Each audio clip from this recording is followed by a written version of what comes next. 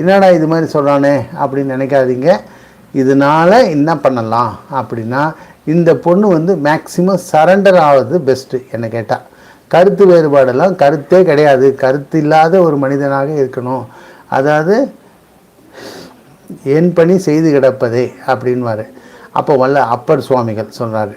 அப்போது இங்கே ஆட்டு விட்டால் ஆரொருவர் ஆடாதாரே, பாட்டு வித்தால் ஆரொருவர் பாடாதாரே, கூட்டு வித்தால் யார் ஒருவர் கூடாதாரே, குழை வித்தால் யார் ஒருவர் குறையாதாரே அப்படின்னு பாடியிருக்கிறாரு. இதுலேருந்து என்ன தெரியுதுன்னா, இந்த பொண்ணுக்குன்னு இந்த கருத்து வேறுபாடுன்னு எப்போ சொல்கிறாலோ அப்போவே 4 திட்டுங்க உங்கள் பொண்ணை. திட்டி போய் வீட்டுக்கு ஆம்பளையானோட போய் இருடி அம்மான்னு அனுப்புங்க. அனுப்பிச்சாலுங்கன்னா தப்பிச்சிங்க. இல்லைன்னா 5.5 வருஷம் வரைக்கும் தாம்பத்திய சுகம் கட்டு. அதுக்கப்புறம் என்னாகும், என்னதான் சுக்கர மகாதசம் வந்தால் கூட கடகலக்கணத்திற்கு சுக்கரன் பாதகாதிபதியாக வேற இருக்கான். அப்போ பாதகாதிபதியாக இருக்கிறனால அதுக்கப்புறம் வாழ்க்கை வந்தாலும் ருசிக்காது அப்படின்னு அர்த்தம். கரெக்டுங்களா?